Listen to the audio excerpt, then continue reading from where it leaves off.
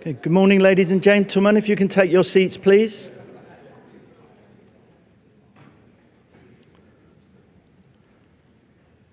Good morning, everyone. Welcome to the wonderful Detroit, Michigan for Automotive Logistics Global 2018.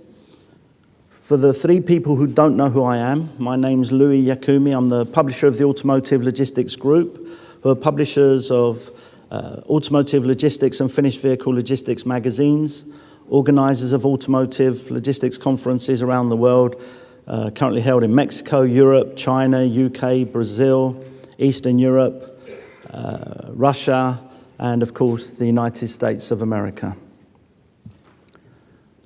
The global automotive industry is really in a state of change.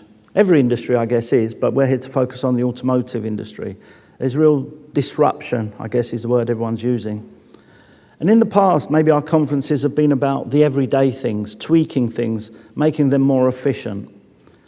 But now the new topics at our conferences and the new discussions in the logistics rooms are new energy vehicles, adopting new IT and technologies, global trade and tariff situations, risk management with all the crazy weather we're having around the world, and of course, innovation, innovation, innovation. But all of this, while you can't forget the everyday things, the tweaking and the making everything more efficient, that's still very much part of your jobs. And if the automotive industry is changing from being the old auto industry to the super exciting mobility industry of the future, then nowhere is that more obvious than here in Detroit. Even visiting here, you only have to look around, the views outside of the hotel. If you've, walked around outside, Detroit is changing, and it really is at the heart of the changes of the automotive industry still. So there's plenty of things to discuss over the next couple of days. Because one thing is for certain, is that whatever changes are happening, everything that we've discussed and will discuss over the next 2 days, logistics and supply chain management remains more important than ever. And I'm sure all of these things will be discussed in the networking breaks and privately between our delegates, because we're bringing together around 500 of the most important people in automotive logistics, and over 200 of them attending are vehicle makers and parts suppliers. So please make sure you're open to meeting people, join the discussions and ask questions. A very good group for you to meet are our sponsors, because they sponsor the conference because they've got products, services, or knowledge to support your company globally. Our great partner for the last 19 conferences was, since we began in the year 2000, our premier sponsor of Automotive Logistics Global, Ryder. Our innovation sponsor, Sergere. Our gold sponsors, Air Charter Service, Automap, Changzhou Logistics, Canadian Rail, Canadian Pacific Rail, DSV, Evolution, Time Critical, Inform, Jack Cooper, JDA Software, Kuehne & Nagel, Landstar, Montway Auto Transport, Penske, ProTrans, Royale International, Schnelliker Logistics, Sealed Air, and Syncreon. Our global sponsors, which mean they sponsor all of our conferences around the world, CHEP, C&W, Confezione, Andrea Group, and Jeffco. And our silver sponsors, Agilence, APL Logistics, CFR Rinkins, DF Young, DS Smith, Goodpack, Germany Trade and Invest Group, Hellman Worldwide Logistics, Hub Group, Macroplastics, NextLap, OmniID, Optimize, Orbis, and Proact. I don't apologize for reading out a long list like that, because it's great that so many companies are still pushing to introduce new services, ideas, innovation to support your industry. So visit their stands, read their literature, and meet their people. And I think it's exciting to see some of the new things that are happening on the stands over there. There's fun, there's giveaways, there's chances to try out some of the new technology. So please do visit their stands. We've got a great couple of days ahead. Some old favorites like the Students Forum, the final roundup sessions, but we also got some new ones. The Ideas Labs were first introduced at our Europe conference and were so popular that we've increased them for the global conference. The Ideas Labs are small working groups to discuss specific topics in smaller groups, an upgrade of our very popular think tanks. To make sure that you don't miss out on any of the great sessions or speakers or idea labs or networking events, please download the Automotive Logistics Global app from the Apple or Google app stores. It'll be under the name UM Events. And you can start by accessing the free Wi-Fi sponsored by ProTrans. The network name is Global 18, and the password is ProTrans with a capital P. With the app, you'll be able to see the whole schedule, send and direct messages to and from other attendees, read more about the speakers and the sponsors, and very importantly, be part of the voting and polling that we do throughout the conference. You can also ask questions that the moderators can see and also give feedback on the whole conference. It really is an important part of the whole experience, so please make sure you don't miss this element of the conference.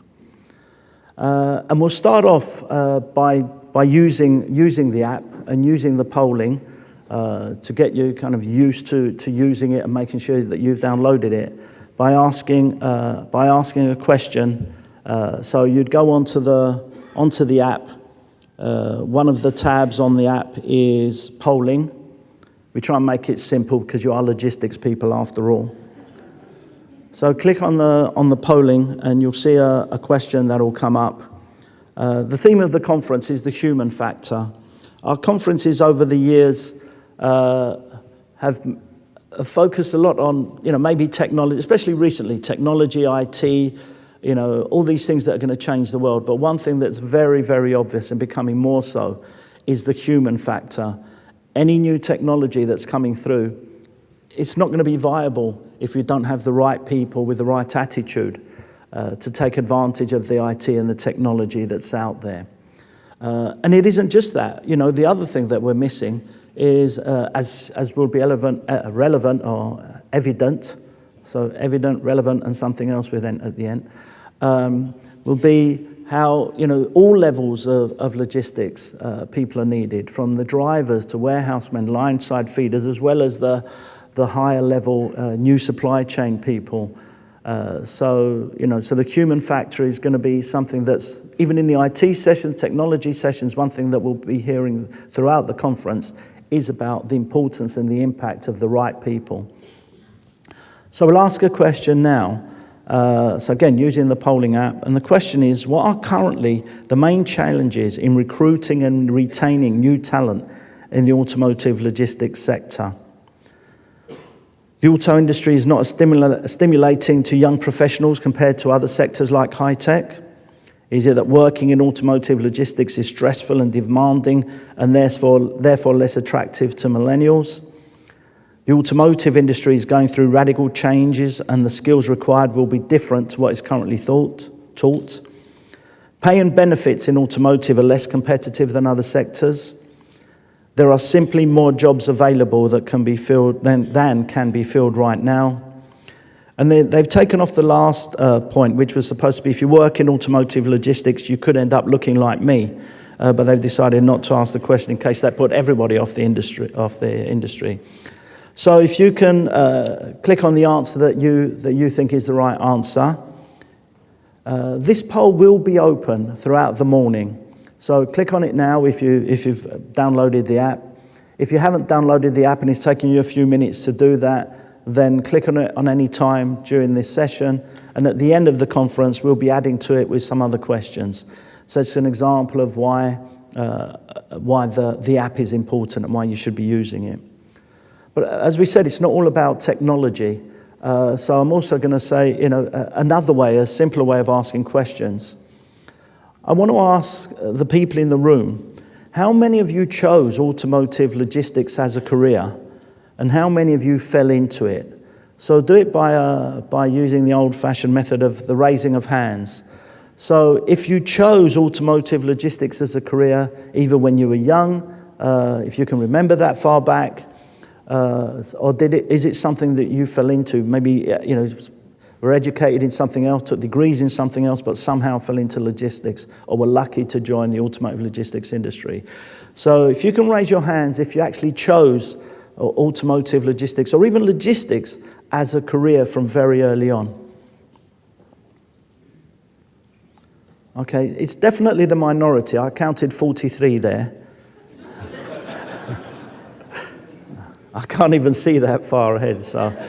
But it was the minority, but hopefully we now realize what a great career it is and what an interesting career it is. But you could almost have answered yes to all of the questions that we asked before about, it is stressful, it is a hard industry to work in and things like that. So, we're here. We should be proud of the industry we're in. I do think the automotive logistics industry kind of gets bad PR. I think we're used to being the people who just sweep up at the end. I don't think it's not seen as the enabler to all the great changes that are happening in the automotive industry. It's just seen as almost like some kind of, throw in at the end, just some kind of cost, some kind of waste that should be eliminated. But as we all know, if you actually eliminated logistics, there wouldn't be a car industry at all. There wouldn't be globalization, there wouldn't be low-cost sourcing, there wouldn't be any sourcing, there wouldn't be any sales, because how would the cars get there, or at least until autonomous cars. So logistics, automotive logistics, is really, really important and fundamental to the success of the global automotive industry.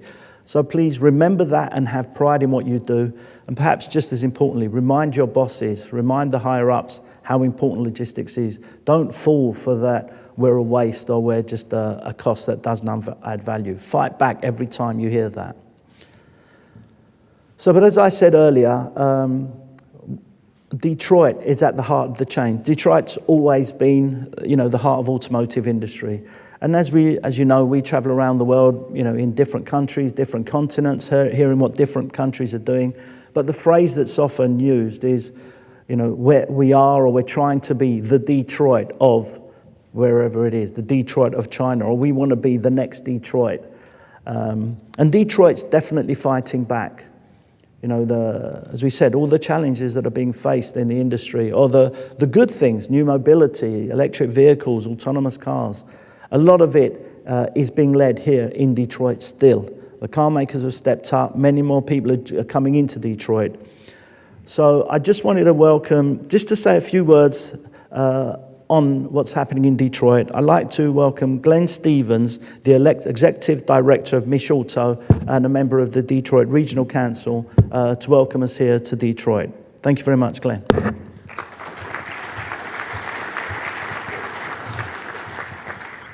Well, good morning, and thank you, Louis, to you and your team.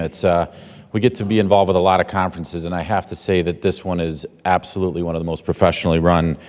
I follow English Premier League, so I didn't get a chance to ask some of your staff who they support, but I'll do that later. Most of you, I think, are from Detroit. I don't think most of you live downtown, but many of you probably come downtown, and it literally changes by the week and the month now down here. And that's included in the neighborhoods too. So I wanted to welcome you to Detroit. I lead what's called Machado. Machado is the Automotive and Mobility Association for the state of Michigan, and many of your companies are here today are supporters of investors in our work. I also work for the Detroit Regional Chamber, which is the third largest chamber in the country. But a couple quick words for you. Your question about did I choose the logistics industry? And actually it chose me because I started in the steel industry. So I worked for Great Lakes Steel, and at an early age, when I was about 30, which was about 5 years ago, I opened a distribution center in Canton for moving steel and storing steel. So I was involved in the logistics industry early in my career. And it's progressed because I've most recently worked on the Gordie Howe Bridge project with our partners here in the Canadian government. And then now we're immersed ourselves in this world called mobility, and I'll talk about that real quick. But basically, as all of you know, that's how goods, services, and people are going to move more efficiently in a world that demands it. With hyper-urbanization and scarcity of resources, it demands that these things move differently. And what better place than Michigan and Detroit, which is a center for automotive logistics and defense, for those things to develop. A couple quick stats for you. Many people know that GM, Ford, FCA, Toyota have global presences or headquarters here, but now there are 17 OEMs in Southeast Michigan with either their headquarters or a major office. GAC Motors from China being the 17th that is in the process of building an R&D center in Oakland County right now. But there's 93 of the top 100 suppliers to the global industry are based here or have offices here. There's 1,400 tool and die shops, and there's 2,200 different automotive facilities and research facilities across the state. But what a lot of people don't know are there are more connected and automated vehicle test facilities and projects here than anywhere in the world. Across Southeast Michigan and the state of Michigan, there's more here than anywhere in the world, and that's fact because we track that number. So as we look forward, how we advance our auto industry, transportation, distribution, and logistics are going to play a big part of that. And you're going to hear from the guys here in a minute about mobility as a service. That's, yes, that's the birds and the limes that you might have been hit by in the last few days downtown here. The scooters are everywhere, but that's mobility as a service. But as we look at logistics and goods, that's going to play a big part here too, because this region exports $45.5 billion of product every year. It's the sixth largest region in the United States to export product. So as we look forward, we know that the traditional industry has 25 OEM assembly plants within a JIT area, but here we have this growing mobility industry, whether it's startups or mobility as a service experiments or connected vehicle or the traditional industry. It's happening here, and I know that your companies are a big part of it. So I just wanted to take a minute to welcome you to Detroit, welcome you to the conference. I'm going to be around today, this morning, and then certainly most of the day tomorrow, but I look forward to meeting you, and thanks for the opportunity to say a few words this morning, Louis.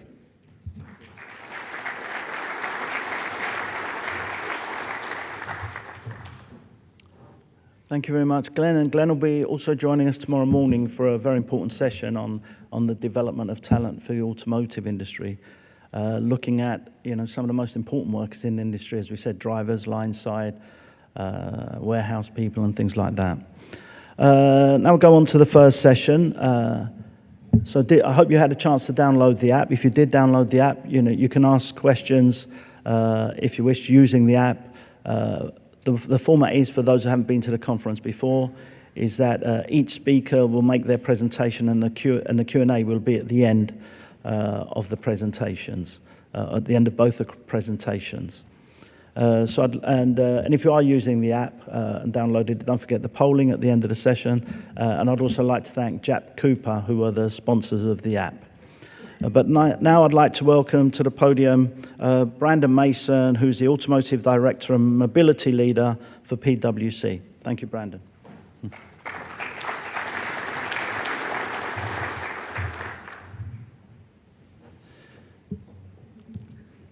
Good morning, ladies and gentlemen. So a few things to talk about this morning. I'd like to walk you through some of the basics that I generally do, sales, assembly, things like that. We'll then transition to the mobility discussion as Glenn kicked off for us. And then as I hand it off to Matt, I think it'll be a nice segue woven throughout the conversation this morning. So let us jump right into it. And we'll go through our global outlook as we often do. One note here. I'm going to focus primarily on the U.S., the EU, and China as we go through these. I know sometimes I go through each one of these individually, but it can take up a lot of time. So for the sake of time, maybe we'll just deep dive into a couple of these. So we'll get into North America here in a minute. But if we take a look from a global perspective, the industry continues to grow. Right? I think there are a lot of folks out there that have said, well, we're nearing peak auto because of some of these services that we're talking about around shared mobility and mobility as a service. We could see an overall decline in the global vehicle park. That could still happen, but when we talk about one product cycle out like we have in our forecast here, we're still seeing pretty strong growth to the tune of about 20 million units over the next 7 years, which equates to about a 2.8% compound annual growth rate between 2017 and 2024. Let's start with the European Union. The European Union sales to date are up slightly through the first half of the year. We're expecting overall sales in that market to increase by about 2.5% this year to 16 million, and that includes EU plus the EFTA region. From an assembly perspective, adding 2.7 million units of assembly over the course of our forecast window. I mean, one thing I should say and take a step back here and say on these forecast numbers, there's a lot of balls in the air, as I like to say, right? And especially as it revolves around trade and tariffs. So when we take a look at this represents a baseline scenario, and the baseline scenario says, well, we're not expecting any dramatic shifts one way or the other on the tariff front. We've all seen the headlines over the last few weeks and months, particularly around the EU and China and some of the back and forth trade wars going on there. This assumes maybe there's just slight change one way or the other, and that the industry will go relatively uninterrupted. Obviously, if things continue to escalate for a prolonged period of time, that represents a very, very much a downside scenario. So these numbers could be more dramatically impacted. So what I'm showing you here is the baseline for that. But anyways, back to the EU. So from an economics perspective, GDP growth for the top 5 markets is expected to grow throughout this year and into next year. So the near-term outlook looks pretty good for the European Union. Again, we're expecting sales to come in around 16 million units this year and start to level off next year around that 16 million unit mark. So all in all, at least from a near-term perspective, sales and assembly looking pretty good for the European Union. China, the other sort of large market I want to talk about today. China sales are up slightly, about 2% year to date. We're expecting very strong growth in that region, in that market, both from a sales and assembly perspective. One of the big changes we've seen and what's driving sales today is the continued growth of SUVs, but also new energy vehicles. And so those are, your battery electric and plug-in hybrid vehicles within that market. It's interesting to think about. Just 5 years ago in China, SUVs represented about 15% of that market. As we sit here today, those are in excess of 40% market share. Mainly driven by some of those domestic OEMs that are now building those products. It's an odd market though, because you've got this strong growth in SUVs, and on the other side of the equation, you've got these new energy vehicles that have more than doubled in sales in the past 12 months. That's largely driven by the regulatory environment. China is adopting a standard similar to what California has done by mandating a minimum number of these new energy vehicles. But it's still an impressive number. And a lot of the growth that we're showing, and I'll show you here in a minute, from our alternative propulsion forecast is coming from China. But longer term, from an assembly perspective, we're showing that market growing by about 8.8 million units over the course of our forecast window, exceeding 36 million units by 2024. Or if you combine North America and the EU, that's about the same number that China is going to be assembling at the end of our forecast window. Pretty impressive. All right, let us move on, and now we'll talk a little bit about the U.S. market. So this is our U.S. sales perspective, our U.S. sales outlook. August sales were down 0.2%, and we're starting to see that slowdown take hold now overall. Overall, for the year, sales are still up 1.1%, but we do expect that number to be tapped down a little bit further. Again, driven by light truck sales, which are up 9.3%, and passenger cars continue to decline, down 13.1% year to date. We're now at a roughly 70-30% market share split between light trucks and passenger cars. So for the full year, as that slowdown starts to take hold, we're forecasting sales of 16.9 million units, and then a further slowdown over the next few years, bottoming out around 2021, and then normalizing back at around 17 million units. One of the things we're obviously tracking right now, as this was a huge impact last year, if you think about hurricanes Harvey and Irma and the impact that had on our sales top line in 2017, we don't yet know what the full impact is going to be from Hurricane Florence. Obviously, the primary objective right now is to make sure folks are safe and start that recovery process. But at least early indications would suggest that we're looking at maybe tens of thousands of vehicles lost as opposed to the hundreds of thousands that we saw for Harvey and Irma. So as of now, we don't see that having a significant impact on the overall sales top line for the year, but we need to get a little more information before we can make a better call on that. So that's the U.S. sales top line perspective. If we now move to the regional top line, and as I mentioned before, again, with a lot of those balls in the air, a lot of unknowns around where some of these trade talks are going to come out, and I'm sure we'll be talking about that today and over the course of tomorrow as well. We haven't seen a lot of new capacity investments. Now, we've seen a lot of investments, no doubt. Those are upgrading facilities, the technology in them, the robotics, the flexibility of those plants. But in terms of new capacity in the region, beyond what's already been announced, very minimal growth right now. I think a lot of folks are in a wait-and-see mode from that perspective. So we're going from 17 million units of assembly in the region to 18.6 million units at the end of the forecast window. That's a 1.29% compound annual growth rate. Honestly, not super impressive, right? And a lot of that growth you actually see is coming from the United States, as we've seen continued localization of product. Again, a lot of this could change depending on what ends up happening with the NAFTA discussions and more broadly, discussions with the EU and China. Just to give you some perspective before we move on to the next slide, if you think about the import-export mix, I always like to kind of put things in context. So if we go back to the EU, let me go back a couple slides actually.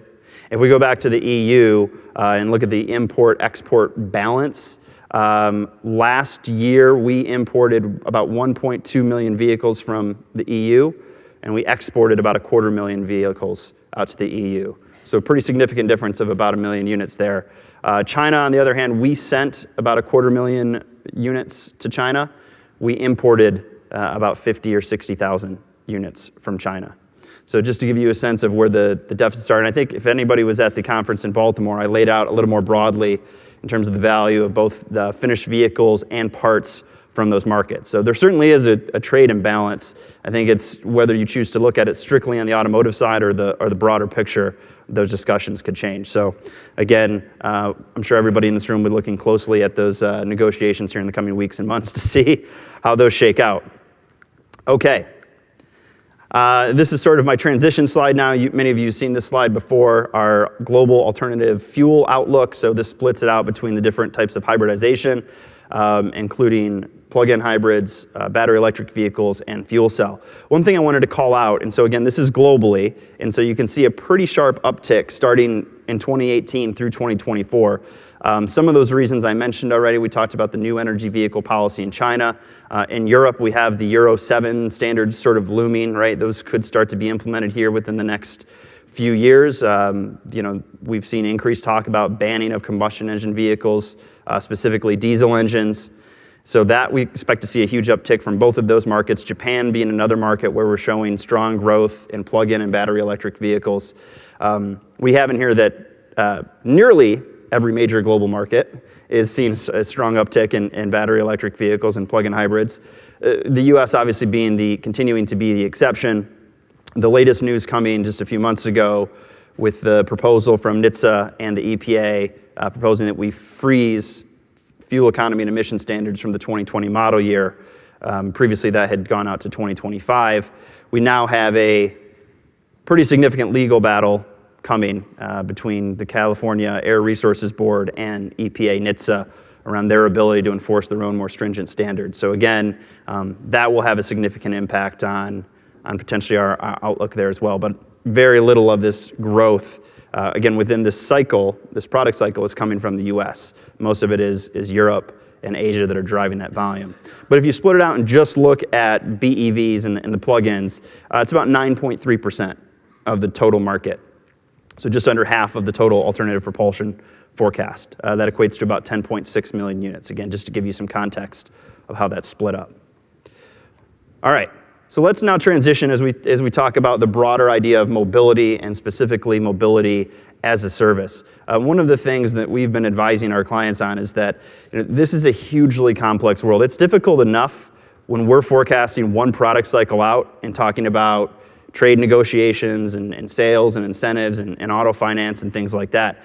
It's a whole nother world when we start to talk about new and emerging technologies and all the variables that come along with that and the complex regulatory environment that goes along with it.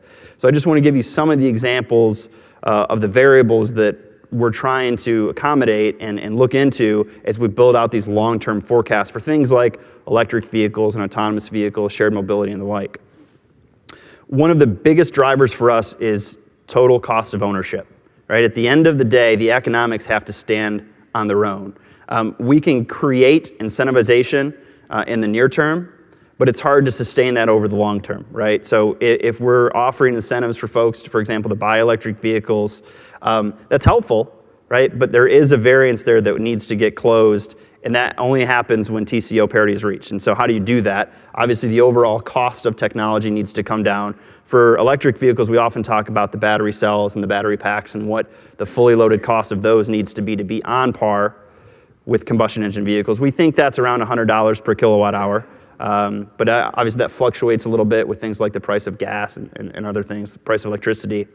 On the autonomous vehicle side, we've got things like LiDAR and radar and sensors that go along with it, and those are hugely cost prohibitive right now. So the rate at which the cost for those technologies comes down will be hugely important to determine when the inflection point is for some of these technologies. And oh, by the way, this is going to vary pretty significantly by region. While technology cost overall might be on the same curve from a global level, regionally, it's much different, and that's driven by the regulatory environments. And again, we talked about some of those already this morning, right? What's going on in China, what's going on in Europe, what's going on in the US. Those create hugely different inflection points, which can have a significant impact on the top line. And then there are, multiple other factors that need to be considered, but, consumers at the end of the day are going to dictate that rate of adoption, right? How comfortable are consumers with that new technology? So what we advise our clients is you need to take a scenario approach to this, because nobody knows what this is going to look like in 2030, 2035. You need to take, I mentioned even with our sales and assembly outlook now, a scenario approach, right? What are the variables and what range does that create? And what you're going to see on the next slide is it creates a pretty significant range, so you need to plan accordingly for that. So what we did is we took those variables that we discussed among a handful of other ones and created a scenario forecast for electric vehicles for the US, for the EU, and for China. And what you can see here is that the inflection point for TCO parity is very different. Europe and China we think will probably get there first, and therefore their scenario is much higher. And then the US inflection point is later, and therefore the penetration rate is much lower. So if you look at the high, mid, and low for each region, if you look at let's call it the baseline in the middle, for 2035, for example, in the US, we have 25% market share of plug-in and electric vehicles. But then look at what Europe is, 59%. And look at China, 48%. And these are hugely different. So you can't just paint a broad picture with these technologies and say they're going to be applied equally, right? There's other things like every city is different, right? We have different city archetypes around the world. There's no one solution that nicely fits into every global market, right? The level and severity in which you apply those technologies is going to vary significantly by market, by region, okay? One of the things we said is, so what could speed up the US adoption, right? Well, obviously from a policy perspective, that could help, right? And that could change here in 2 years or 6 years or whatever it might be, but the policy is a big lever in that. Cost parity, so again, if some of these technologies, the costs decrease much quicker than we think, maybe there's a technological breakthrough that's not currently forecasted, that could certainly happen. We talked about incentives, and again, incentives can be a useful tool, but they have to be sustained. So if you just have incentives like a one-time incentive or over the course of just a few years, that's probably not going to do the job for mainstream penetration, right? Because what consumers most often looked at is a 3-year total cost of ownership window, right? Can I reach parity versus a traditional vehicle with some of these new technologies within 3 years? If the answer is no, you're probably not going to see mainstream adoption. Okay, I want to end with a couple charts here. Some of this is a preview from our upcoming Digital Auto Report, which our strategy and team is publishing next month, so this is a bit of a sneak preview. But we often ask ourselves, well, why are people continuing to invest? You see every day, right? Glenn talked about some of the great things that are going on in Detroit. We see every day all the investments that are being made around mobility as a service. And so those are things like the e-bikes and the scooters that we talked about. That's car sharing, ride sharing, some of the stuff that Matt's going to talk about. The answer is simple, because the market opportunity is massive for this. Right now, the ROI on it might be longer out than a lot of people are comfortable with, but the end game is there. We all know what the end game is going to be. So mobility as a service and the digital platforms on which those are built and transactions that are covered through that by consumers is huge. I'll start with the chart on the right. So we break it down again by market, but just in these 3 markets, we forecast that mobility as a service is a $1.6 trillion industry by 2030. That is massive growth and a massive opportunity. So of course you need to invest now to build those out because those aren't going to happen overnight. Right? We're going to start to see a ramp up here, and we already have in some of those parts of the mobility as a service platform, but there's huge growth potential, and that's why you're going to continue to see that investment, even if you don't see the results on the streets here in the near term. One quick polling question we did as part of that study, we surveyed over 3,000 people across the world, and we asked consumers, what's your willingness to give up a vehicle? your primary vehicle. And no surprise, the U.S. was finished third. The fewest number of respondents in the U.S. wanted to give up vehicles. And then you had the EU and China after that. What I thought was interesting, if you look at the bottom, in China, you had 61% of respondents said they would be maybe willing to consider giving up their primary vehicle. And if anybody's been to any one of the tier 1 or even the tier 2 cities in China, I think you know why, right? I mean, it's gridlock in multiples higher than what you've ever seen in Los Angeles or anywhere else around the States. So again, this report will be out next month, and we'll have a much broader outlook on not only electric vehicles, but autonomous, shared mobility, and the results of the global vehicle park. So those are my comments. Thank you very much.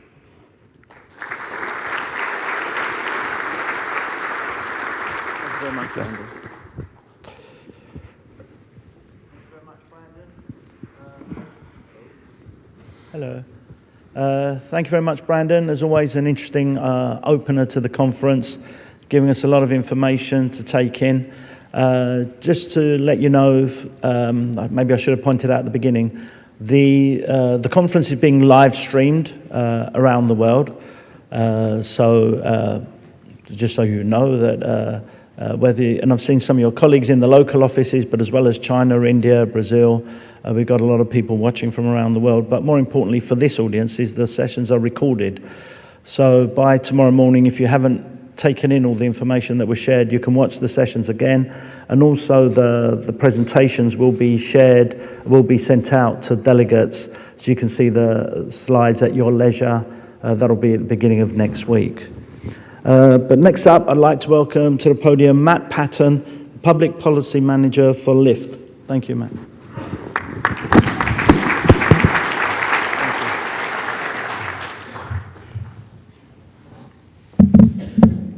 Hey, good morning, and thank you for having me here. It's a good group. It's very early in the morning, for sure. So thanks for coming to my hometown. Currently live in Chicago. Grew up outside Detroit, so it's great to be here.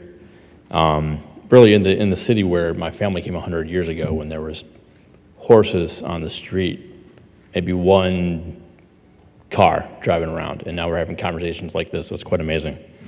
I work for Lyft. I'm public policy manager for Lyft, so what that means is I work at that intersection of policy and technology that Brandon alluded to, where often the challenge is government keeping up with the speed of all the things that we do, all the things that our companies do in this room.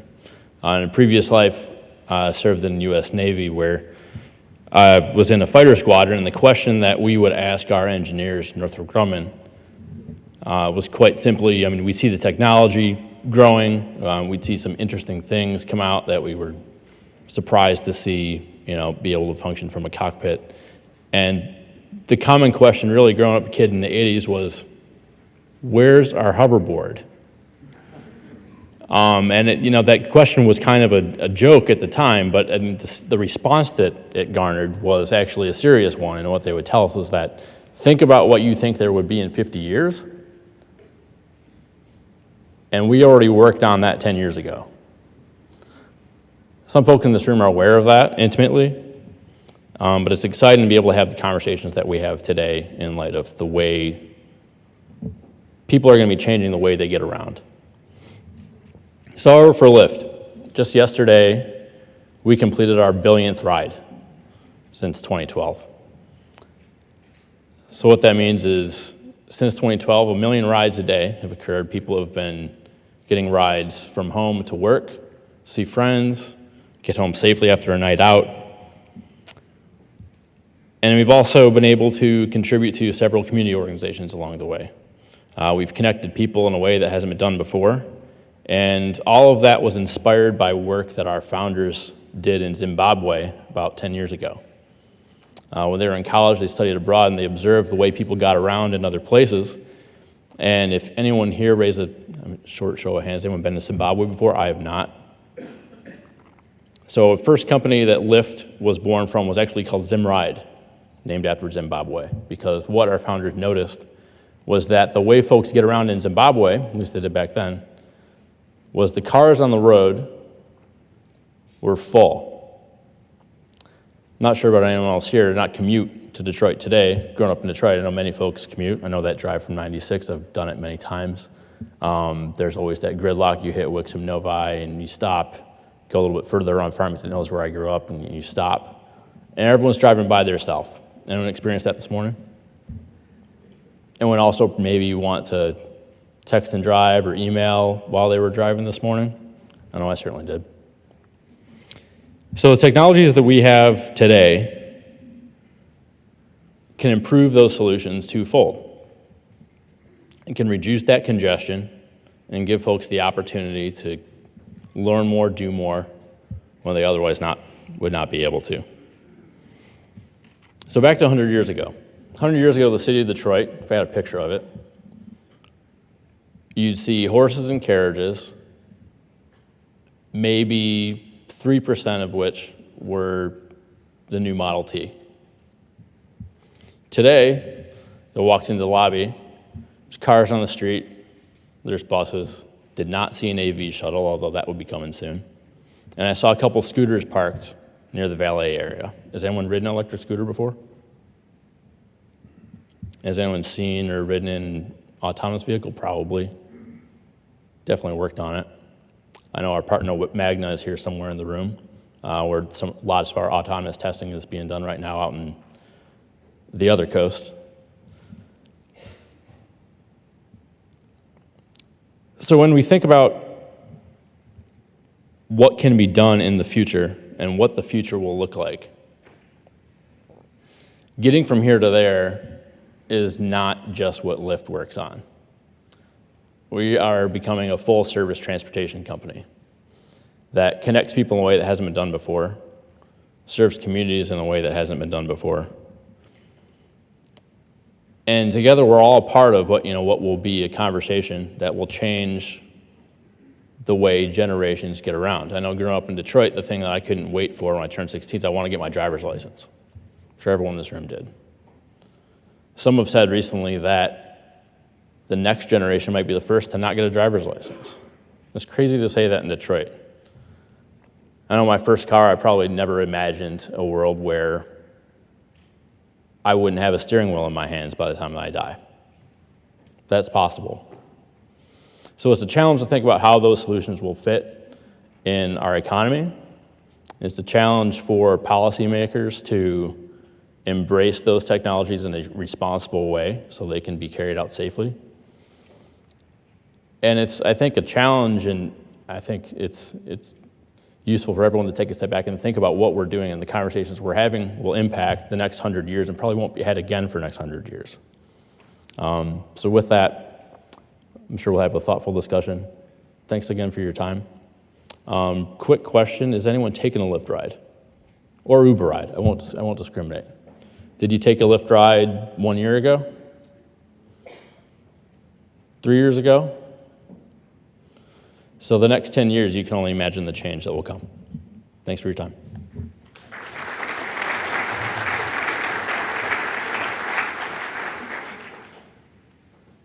Thank you very much for that. Now it's microphone's on. Now it's your turn to join the participation. If there's any questions, comments, agreeing or ideally disagreeing with the panel, are always appreciated. The kind of rules are, if you can raise your hand, wait for the microphone to come so that we can hear you clearly because it's a big room. Say your name and your company name, and then ask the question. I'm a little bit blinded by the lights in the middle of the room, so if there are any questions, if my team can help me by pointing out where the questions are, that would be appreciated. So we've got a question right at the front of the room.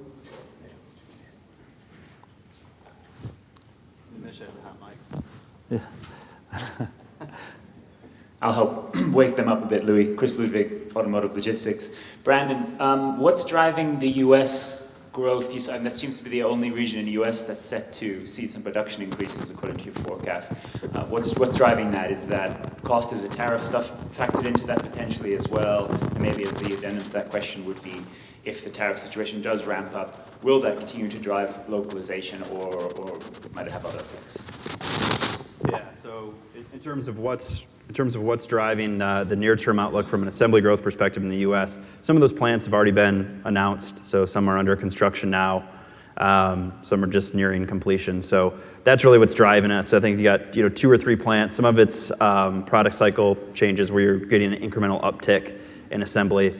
But yeah, I mean, I do think if things seem to fall apart and we become more protectionist in terms of import tariffs, that yeah, you could see. And we saw that, last year. We saw a couple companies that had plans to invest further in Mexico shift that capacity back into the U.S. So I think, the economics are different for every company, but I think that's a real possibility if those barriers continue to go up, that inevitably you'd have to localize a bit more content to avoid some of those pretty stringent tariffs. And can you see an effect on sales for that? One of the concerns I'm hearing from people is if we become more protectionist, the actual cost of everything or a lot of things will go up. Yeah, that certainly dominated the headlines here in the last couple of weeks. And again, it's not just auto, right? I mean, if you look at the tariffs that are being proposed for imports from China beyond just auto, I mean, it's pretty much anything at this point, right, where prices are going to go up. And that's not good for anybody at the end of the day. If you're paying more for things, that's going to have an impact on the overall economy. That's going to have an impact on our sales top line. So, yeah, I mean, the longer that plays out, and it's not good news. Let's put it that way. Yeah. Okay. A question in the middle there. Hi, Brandon. Scott DeWicki from Amazon. Just a quick question about the TCO associated with the battery electric vehicles in your studies. And also the associated market share by 2030. I think you showed that China and Europe are going to be the heavy drivers of new energy vehicles. But the U.S. is still, I think by 2030, it was like something like 9% of the total market is what you're forecasting. What's driving that significant difference between other markets and North America, and what can be done? Is it a consumer perception issue of TCO? Is it range anxiety? What are the things that are driving that significant difference in new energy between North America and the rest of the world? So it's a couple different things, but I would say the biggest driver is the regulatory piece of that. So if you look at the regulatory environment, again, I mentioned in China, their NEV policy, the mandate to have a minimum number of percentage of your sales by automaker to be new energy vehicles. Going to mention in Europe, whatever the Euro 7 standards might be, and when those are applied, that will continue to drive up electric vehicles. And again, here we're sort of stalled on the legislative front. Again, that could change if a new administration comes in and wants to, and it could also change depending on how this fight with the Air Resources Board and the states that follow that mandate and the fight with the EPA and NHTSA happens. So regulatory is certainly a large driver of that. I think that then will trickle down to consumer perception. If you say, well, how much of a premium do I want to pay on a vehicle? I mean, we've seen electric vehicle sales creep up and up here in the last few years in the States. A lot of that has been driven by consumers that are less concerned about the total cost of ownership component of that. They have expendable income. They don't mind paying a premium because it's cool. It's if you're green conscious as well.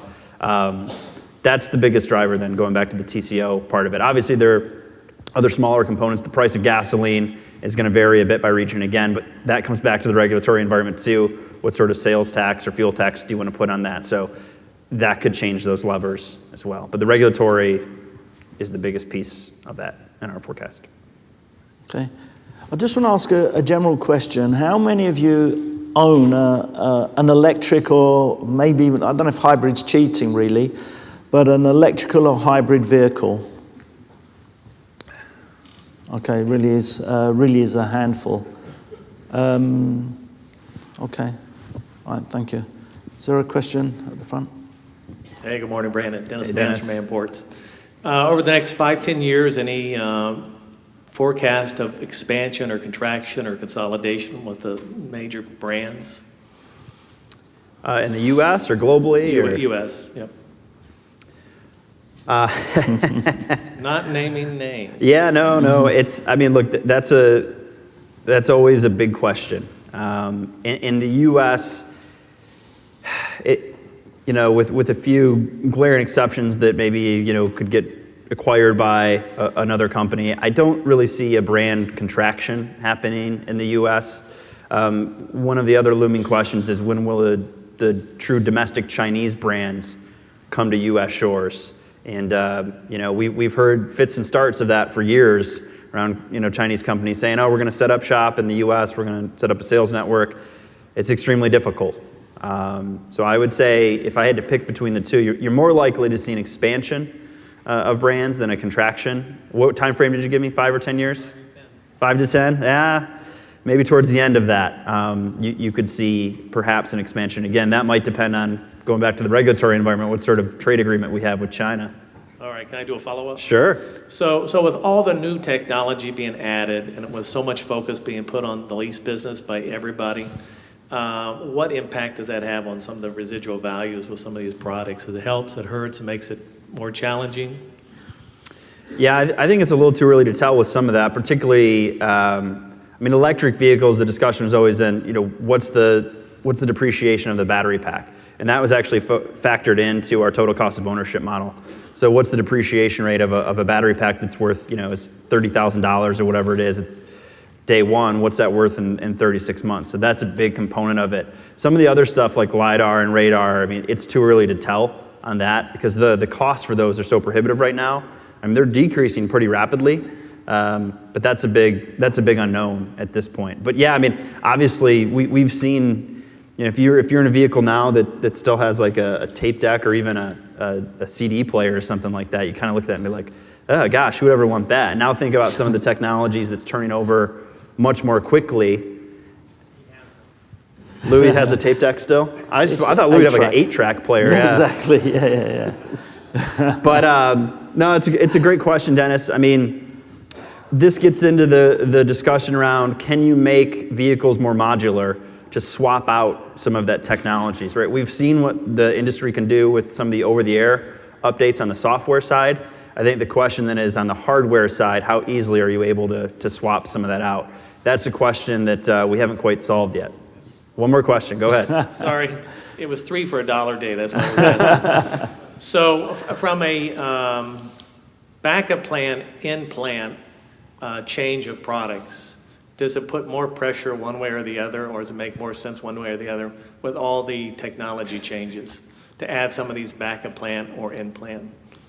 Does that make sense? You're talking about within the factory? Correct, in-plant or backup plant where it's done outside, We released a study last year around industrial mobility. So it was 2 components of it. One was beyond just passenger cars, where can we implement some of those new technologies? And so that got into the idea of platooning or autonomous ships and planes. But the other component was inside the factory floor. And so the main thing that we looked at was, as opposed to stationary robots, more around free-ranging robots and the value that they could bring. And we got a lot of good feedback from our participants around the value that those could bring. Obviously, they're costly, but they felt that, I don't remember the exact stat that they felt it could improve profitability, but it was significant. It was somewhere in the 10 to 20% profitability range that it can improve over the long term. So I do think things like that on the factory floor, you're seeing more and more innovations. I know we've often talked here about Industry 4.0, about adding sensors and things like that to our different containers and modes of transport. A little less familiar with that, but yeah, I do think there's real value in that because the turnover is a little bit less than you'd see on the road in vehicles. Okay, thank you. Can you make sure you get the dollar from him, please? What about the impact, and I don't know if you covered this in your research, but what about the impact on the part suppliers, the tier 1, 2 suppliers of the changes, these new energy vehicles and so on? Have you done any research on that? Our team has. I haven't specifically, so I wouldn't want to answer that one incorrectly. I'm sure that'll be discussed throughout the day, but we do have folks that have looked into that. Okay. And then we've talked a lot about new energy vehicles, and we kind of touched upon autonomous vehicles. Maybe to Matt there, how important is autonomous vehicles to the future of Lyft? Well, certainly important. The goal that our founders and our current CEOs have put out is that half of our fleet would be autonomous in 5 years. In order to get there, there's a lot of testing that has to take place. There's a lot of testing that is taking place. So in order to make sure that happens, making sure that the right policies are in place to enable that testing in a safe way. Yeah, I'll jump on that. And I think, again, this goes back to the regulatory discussion, right? So if we think about where the U.S. is at from an autonomous vehicle testing perspective, you've got a bill that's stalled in the Senate right now, the AV START Act, that would provide federal oversight to companies that are testing those vehicles. There have been some incidents, obviously, around autonomous vehicles and crashes, which are bound to happen when a new technology happens. The question then is, how do we manage that process going forward, making sure that safety is a top priority, because that hasn't passed. It's been now largely up to the states and the companies to kind of work together to figure out what the policy is. But if you have policies that can vary from state to state, which we do right now in the U.S., that creates a very complicated and confusing front to test your products on. So I think that we really do need strong federal oversight that helps those companies create and test that technology in a safe way, because other countries are doing it, and I think there's a fear that, well, if they're more progressive in rolling out the regulatory environment for that, then they're going to get that investment. So I think that's a big consideration. Yeah, I mean, these are progressive ideas too, right? I mean, looking at Brandon's figures about folks that would be willing to give up their vehicle now, I mean, and what that number could have been 5 years ago, 10 years ago, and what that number will look like in even 1 year. Technology is moving at a speed that not only surpasses the speed of government, but it surpasses the speed of people to be able to change their opinions in such a way to keep up with technology. So to stop and think about that, I think is That's a great interesting. point. Yeah, because technology often progresses much quicker than policy. So how do you keep up? That's a big challenge. Okay. And what about the desire for autonomous vehicles? Have you got any? Are people really looking forward to it? Is it something that the industry, that the people want? And maybe, well, for you, what is are your prospective customers looking forward to when Lyft? Oops. Okay. Sure. Does anyone want to replace Matt on the stage as he walks off? No, sorry. Well, the question's been asked. I mean, I think that answers the question itself. Yeah. I mean, you tell me. I think it's something, if it's a question of discussion, that's something certainly that folks are interested in. I think folks are interested to learn about what that technology will mean in their lives. And I think it's a question of, how long it will take for folks to embrace that. Matt, any research on that? Well, I mean, yeah, I agree with Matt. I mean, if you look at, we talk about electric vehicles, and it's not the same thing, but range anxiety and things like that. There are still, despite the fact that we've had electric vehicles for almost a decade now, there are still people that are concerned about range anxiety and things like that. Now the industry is addressing those, longer battery ranges, better charging infrastructure, quicker charging times. It takes time to get used to that. So when we talk about autonomous vehicles, testing's been going on for several years now. It takes time for customers to feel okay with that, to be, they need to be convinced that it's a safe, reliable technology. And there are some that believe that we're nearly there today. But again, when we talk about mainstream market penetration, I think that's going to be a much longer window to get everybody on board with that.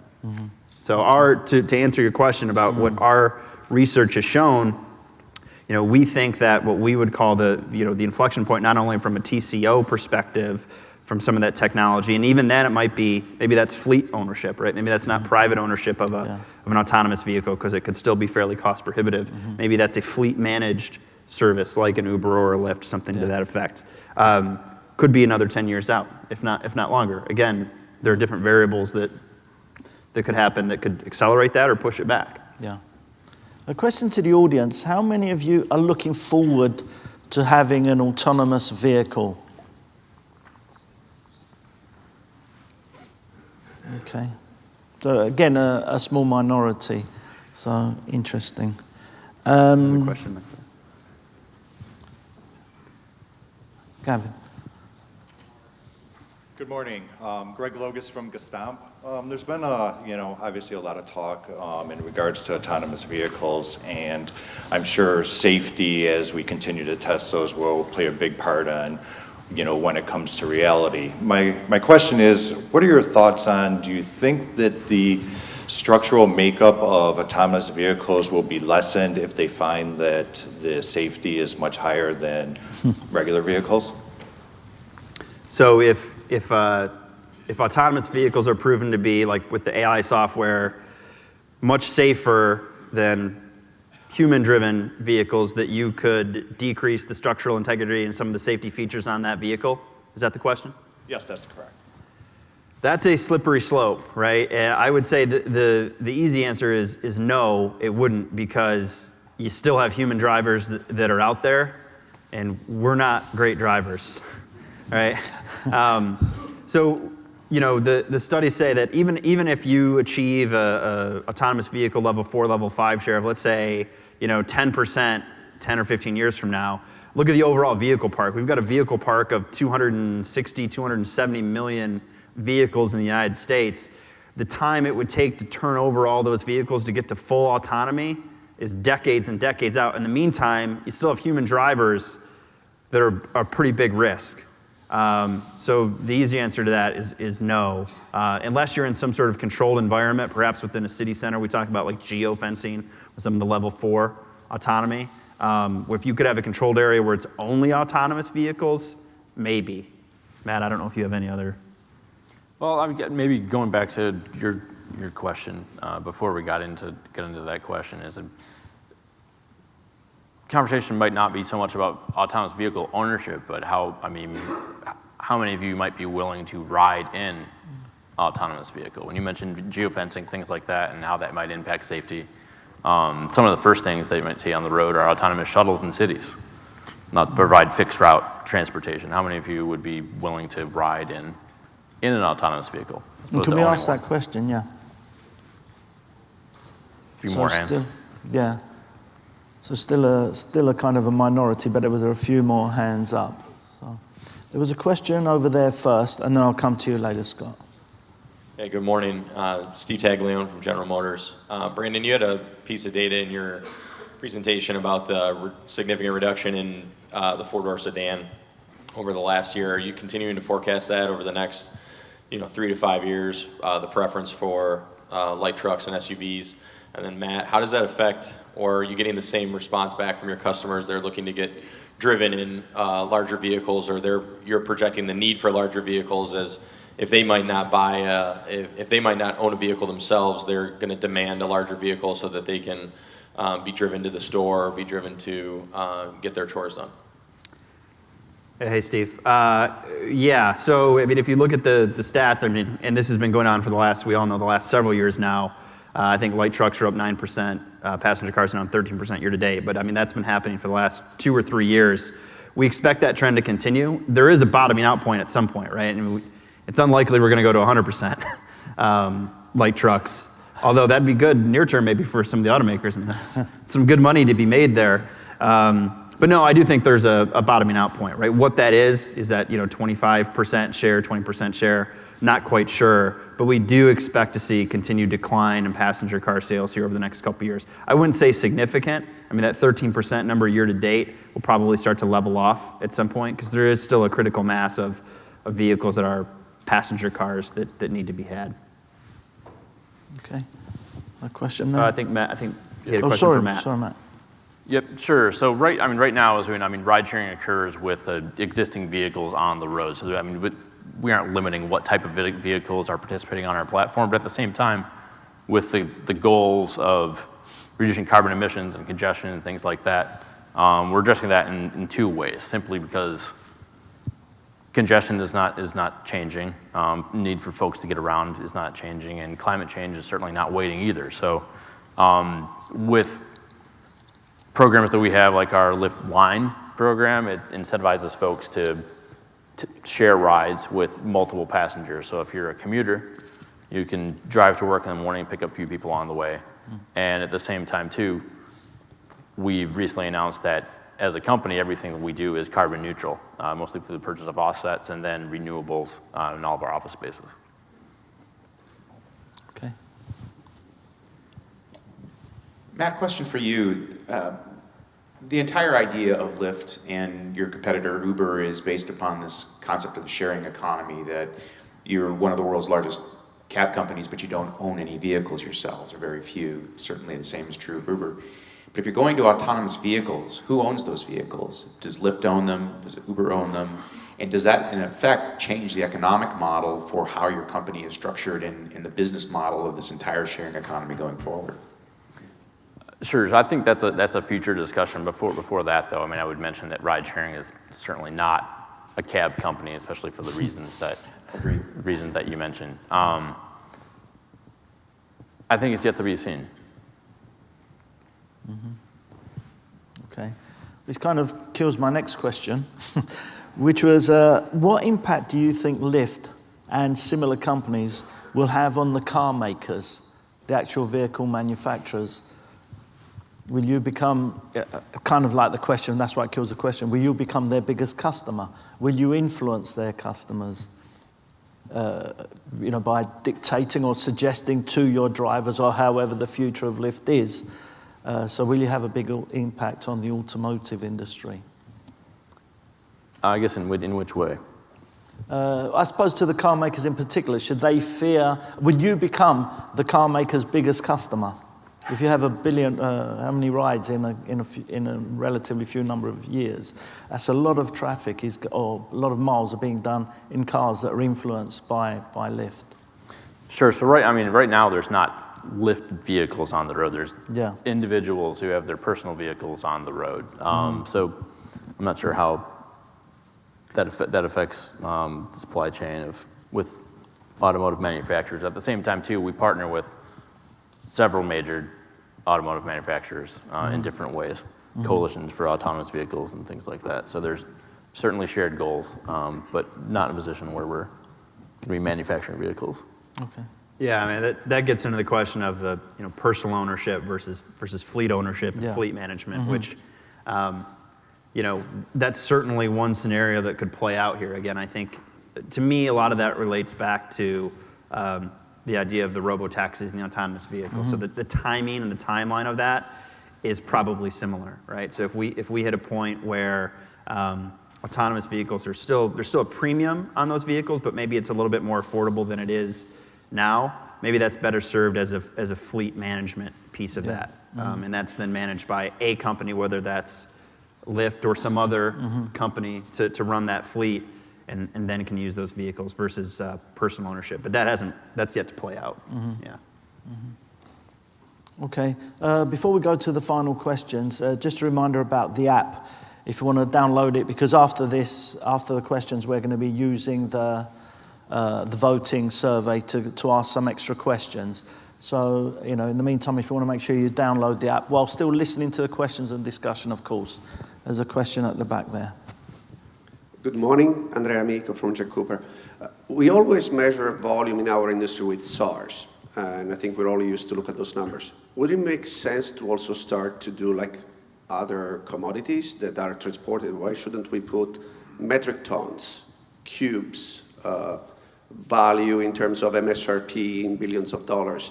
Wouldn't that give a more accurate picture of what truly the change in demand is? Because product is getting bigger, and demand is increasing just because of that, even with same SARs. Yeah, so you're talking about, number of units versus, moving metal and what time of products we're moving, right? So obviously, if you look at from a financial perspective, I mean, the dollars keep getting bigger and bigger, right? Whether it's the size of the vehicle itself, which I know is a big point of contention for the carriers, right? Those SUVs take up a lot of space on the carriers, I get it. But they also cost a lot of money, right? So the overall value is, I think depending on what lens you look at it through, there are multiple metrics to which we should track things. To be fair, I've never been a big fan of SAR anyways, right? Because it's to me, it's sort of an antiquated piece, at least in terms of determining light vehicle sales. So I agree with you, Andrea. Okay, a question in the middle. Hi, I'm Bridget Graywell from Magnet International, and I'm curious to know if you've done any research on what the infrastructure of United States would be with the autonomous vehicles and with the Lyft taking more and more of the driving share.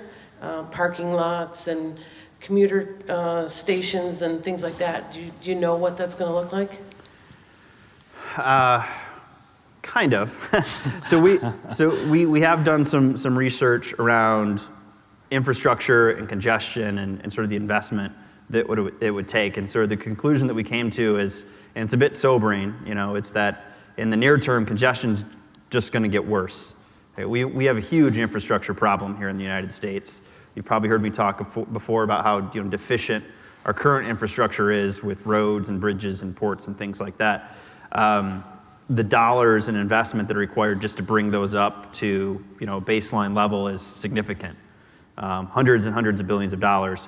When we talk about implementing some of these newer mobility platforms on a broader scale, now you're getting into the smart city, smart infrastructure investment. So, while we say congestion's going to get worse in the near term, that doesn't mean that there are things that we can't do. So one of the things we looked at is how do you address things like curb surfing, right? How do you address trends like e-commerce, right? As we get more and more Amazon packages and stuff, and people might say, well, that actually might decrease congestion because you got less people going out, but just think of all the added deliveries that creates, and you've got these delivery vehicles coming up and parking on curves and blocking lanes of traffic. So, there are a number of things that can be done in the near term to try and address that, or at least slow the increase of congestion. And again, a lot of that comes back to policy, right?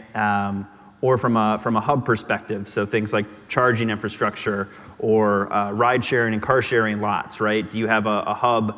And I know that Uber and Lyft do things like that. I know, like during large events, I was at a football game last year, right? And there was a Lyft pickup area, which tried to help ease congestion. So you didn't, if 100 people or 1,000 people are getting a Lyft, it's, where's my Lyft driver? Who is it? So they were very good about, having a designated area to help ease some of that congestion and confusion for customers. So, I'm sort of roundabout here, but there's a lot of infrastructure investment that we need. And again, for part of that reason, that's why we see a delayed integration of those level 4, level 5 autonomous vehicles at scale. Matt, have you investigated the infrastructure and how it will support you? On that I know. I think that's probably a few steps ahead. Mm-hmm. Okay. A question right at the back again, please. Good morning, gentlemen. Carlos Tovar from Porsche. I have a question about autonomy. So, to me, autonomy, the main challenge that you probably have, obviously, is acceptance. If you think of it in terms of salesmen, what is the main thing they have to do? They have to gain the customer's trust. So I understand there's closed testing going on. What kind of other tests are you guys doing, like open testing? Because I think seeing is believing, and something like an autonomous car is just downright scary at first for people to accept, especially in our industry for having later autonomous trucks. That's something even more scary. You gotta start walking before you can run. But in terms of open testing, in my opinion, I think something like having testing done in the middle of a state where everything's recorded and then people can somehow see that. And I think that's something, I don't know, what are your thoughts? Sure. Go ahead and start that one. So there's for sure closed testing. Most of it is closed testing going on right now. But there's a lot of open testing going on right now too. If you've been to Vegas or Arizona, at Vegas and CES last year, there were Lyft autonomous rides. At the Super Bowl last year, there were autonomous shuttle rides being given. So all of that is part of the testing portfolio. And certainly agree that it's something that the customer is going to learn, and it's something where safety will be proven. I think that's one of the big issues on the regulatory front too, is what information needs to be shared with the public versus what should be kept internal because it's proprietary in terms of the technology. So that's another one of the hurdles that needs to be overcome to get that federal legislation that we talked about earlier. Okay. And on the safety front, Just a question to Matt there about the driver situation. You know, what are you doing to ensure that the customer and the driver are safe in the lift? So this is more of a current question than looking in the future. And then, you know, looking a bit more futuristic, what role can you see drivers playing within the lift of the future? Sure. So, I mean, safety, I mean, we always say is our top priority, and we say that and we mean that in that our background check process is constantly increasing, strengthening. And by the nature of ride sharing, I mean, the two-way accountability with drivers and passengers is safer in a way that transportation services has never been before. Mm-hmm. Okay. And one more, it's an automotive logistics conference, so again to Matt, is logistics a consideration? Maybe because you don't have cars as such and you use, but is logistics a consideration for Lyft, or is it something that you're looking at in the future as something that as Lyft develops, logistics you know, will be a part of the management strategy for Lyft? I guess in logistics, in which way? That's a good question. I mean, it's just because it's an automotive logistics conference. I was just wondering, you know, I suppose as an app, then logistics in theory doesn't have anything to do with what you do.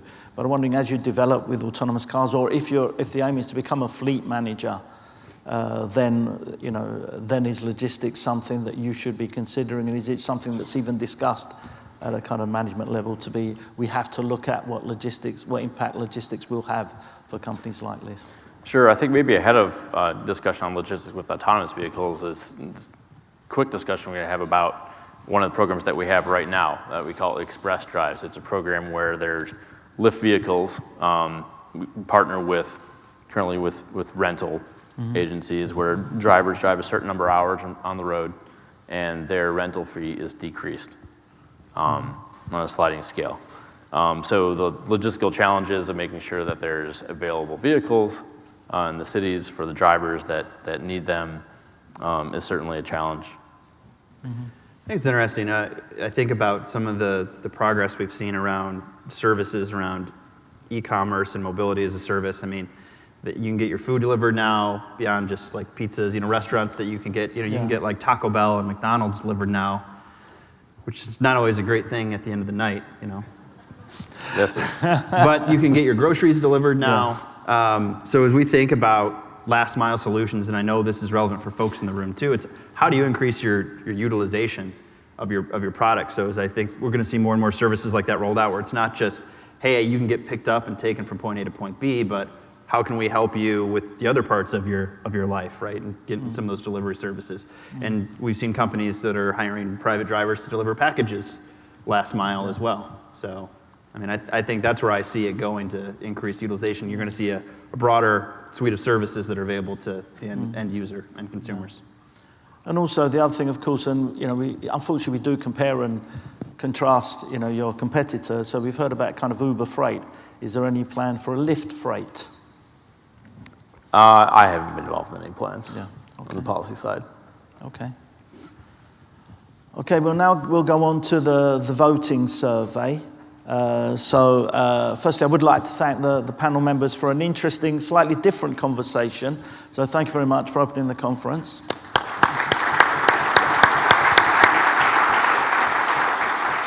So if you can get your iPads or your phones ready for the app, hopefully you've downloaded the app, and we'll go to the voting poll. So the question's still open, although we've already asked it at the beginning to get you involved in it. We'll re-ask the question now, so there's still a chance to answer it if you downloaded the app late. So the question is, what are currently the main challenges in recruiting and retaining new talent in the automotive logistics sector? Is it that the automotive industry is not as stimulating or attractive to young professionals compared to other sectors like high tech? Is working in automotive logistics too stressful and demanding and therefore less attractive to millennials? Is it that the automotive industry is going through radical changes and the skills required will be different to what's currently taught? The pay and benefits in automotive logistics are less competitive than other sectors, or there are simply more jobs available than can be filled right now. So if you can vote on that, please.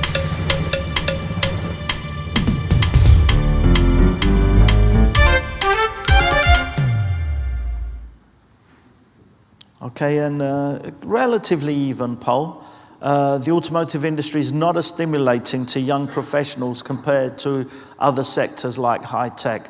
Well, I'd beg to differ, because as a young professional myself, I still find it a stimulating industry. And it's interesting that the bottom answer was pay and benefits in automotive are less competitive than other sectors. If any of the bosses are watching on the live streaming, you're paying these guys too much. So the next question is, where is talent and labor most needed at the moment for logistics? Is it transport? Is it warehousing? Is it IT software development? Is it supply chain management? Is it legal or regulatory compliance? So again, answer now, please.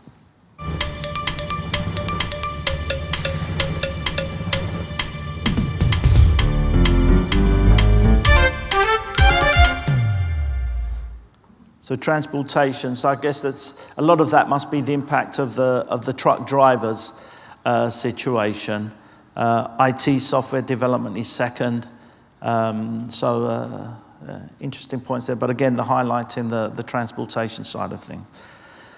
The next question is, what is the best thing the automotive logistics sector can do to attract talent? So should we improve pay and conditions to make jobs in the sector more attractive and secure? Should we change the way the job structure is organized to promote greater diversity of roles and responsibilities? Should we look to recruit talented people from other sectors? Should we increase on-the-job training and continuous learning? Should we put my face on advertising? Who's taken that question off the screen? Okay, all right, we've dropped that one. Okay, so again, answer now, please.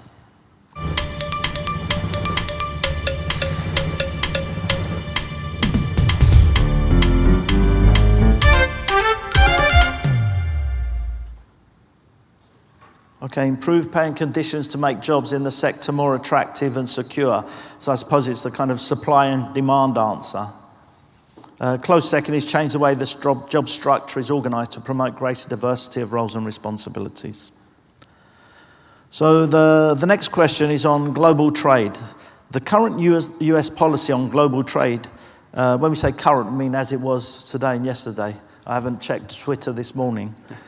But the current US global policy on global trade is good news for car makers, tier suppliers, and logistics providers in the US, detrimental to and at odds with the way the automotive industry works, not that significant for global manufacturers who can adapt to changes in their supply chains. So answer now, please.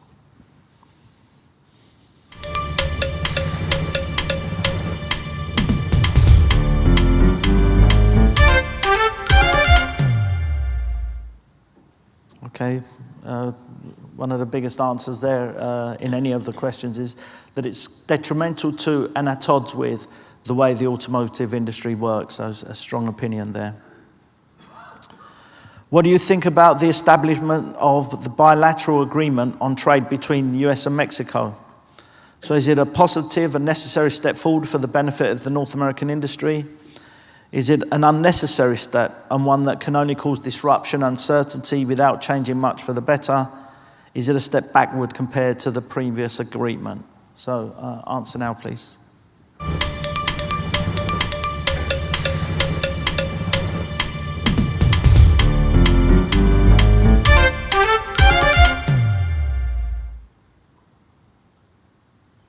Okay, interesting. I'm not quite sure how to take that, whether it's that at least an agreement's been made, bearing in mind that the previous answer seemed to be at odds with this answer. But the answer is a positive and necessary step forward for the benefit of the North American automotive industry. What technology is having the most significant impact on your business? Is it in-car technologies such as telematics, autonomous driving, and digital plugins?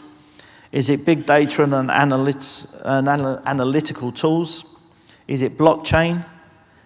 Is it advanced automation in factory, warehouse, and yard operations?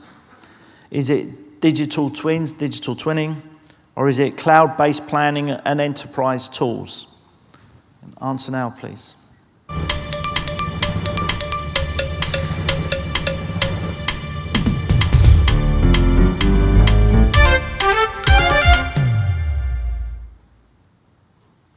big data and analytics tools. Okay, something we're going to be covering in the next, probably in the next session, and also session 4 this afternoon, and in the Ideas Labs. And the final question, and is quite relevant at the moment, quite timely, climatic catastrophes seem to be increasing. What can the automotive logistics industry do? Can it exploit the advances in IT and data to develop better contingency planning, make production and supply more flexible and resilient to cope with weather events, put greater resources into planned recovery strategies, or there's nothing you can do about it? I mean, it is, I think the term we use is that it's an act of God. So there's not so much we can do, and we never know where it's going to be or how it's going to turn out. So answer now, please.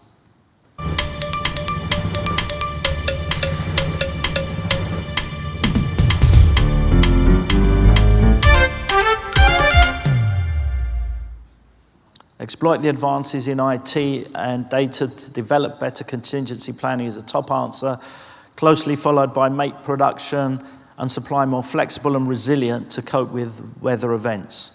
So they're the top answers, but as usual in logistics, easier said than done. So that was the final polling question. We hope you enjoyed taking part. We hope that you found the answers interesting. Next will be the coffee break, and then if you can join us back in this room for a discussion on IT and supply chain. Then after lunch, we'll be breaking into Ideas Labs and main sessions into this room. But please join us now for some great networking, visit the stands of our sponsors, and enjoy the coffee break hosted by DSV. Thank you.